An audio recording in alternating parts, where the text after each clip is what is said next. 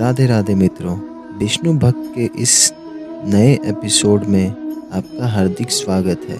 चलिए सुनते हैं आज भगवान श्री कृष्ण क्या कहते हैं। हमें हमेशा याद रखना चाहिए कि श्री कृष्ण सदैव हमारे साथ हैं। वो हमारे हृदय में वास करते हैं। अब जब हमारे हृदय में श्री कृष्ण का वास है तो हमें अपने हृदय में लेस मात्र भी घृणा नहीं रखनी चाहिए, क्योंकि श्री कृष्ण जी कभी नहीं चाहेंगे उनके आवास स्थान में क्रोध के साथ घृणा कभी भी हो। मैं सभी जीव जंतुओं के हृदय में वास करता हूँ। बुद्धिमान व्यक्ति उसी को कहा जा सकता है जो अपने सूझबूझ से समाज के हित के लिए काम करे।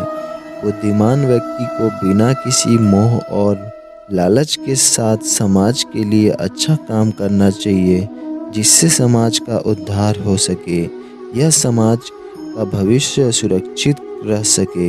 लोग का यह बहुत ही बड़ा प्रश्न है कि मृत्यु के बाद मोक्ष या विष्णु धाम की प्राप्ति कैसे होती है। इस सवाल का जवाब हमें भगवद गीता में मिलता है, जब अर्जुन प्रभु से यह प्रश्न पूछते हैं कि हे प्रभु, मुझ आपके चरणों में कैसे स्थान प्राप्त करूं, मार्ग बताइए। तब श्री कृष्ण बोलते हैं, इसमें कोई शक नहीं है, जो भी व्यक्ति मुझे याद करते हुए मृत्यु को प्राप्त होता है वह मेरे धाम को जाता है। लोग जानना चाहते हैं कि ऐसे कौन से लोग हैं जो अपने आप को नास्तिक कहते हैं तथा भगवान की पूजा नहीं करते, ना कि भगवान पर विश्वास करते हैं। उन्हें भगवान से कोई संबंध रखना अच्छा नहीं लगता। इस प्रश्न पर श्री कृष्ण ने जवाब दिया कि बुरे कर्म करने वाले निश्चय व्यक्ति मुझे पाने की कोशिश नहीं करते। बुद्धिमान व्यक्ति को समाज की भलाई के लिए बिना किसी स्वार्थ के कार्य करना चाहिए। जिसने काम का त्याग कर दिया हो उसे कर्म कभी नहीं बांध सकता। कर्म योग बहुत ही बड़ा रहस्य है। जो कोई भी किसी काम में निष्क्रियता और निष्क्रियता से काम देखता है वही एक बुद्धिमान व्यक्ति है। किसी भी काम को नहीं करने से अच्छा है कि कोई काम कर लिया जाए। हर व्यक्ति का विश्वास उसके स्वभाव के अनुसार होता है। हमेशा आस्ति से ही कामना का जन्म होता है। राधा ने श्री कृष्ण से पूछा, प्यार का असली मतलब क्या होता है। श्री कृष्ण ने हंसकर कहा, जहाँ मतलब होता है वहाँ प्यार ही कहाँ होता है। मेरे भी कई जन्म हो चुके हैं, तुम्हारे भी कई जन्म हो चुके हैं। ना तो यह मेरा आखिरी जन्म है और ना यह तुम्हारा आखिरी जन्म है। प्रेम एक ऐसा अनुभव है जो मनुष्य को कभी परास्त नहीं होने देता, और घृणा ऐसा अनुभव है जो मनुष्य को कभी जीतने नहीं देता। श्री कृष्ण जी कहते हैं, जिस व्यक्ति को आपकी कदर नहीं, उसके साथ खड़े रहने से अच्छा है आप अकेले रहें। परिवर्तन इस संसार का नियम है। जो कल किसी और का था आज वो तुम्हारा है एवं कल वो किसी और का होगा। प्यार और तकदीर कभी साथ नहीं चलते, क्योंकि जो तकदीर में होते हैं उन्हें कभी प्यार नहीं होता, और जिन्हें हमें प्यार हो जाता है वह तकदीर में नहीं होता।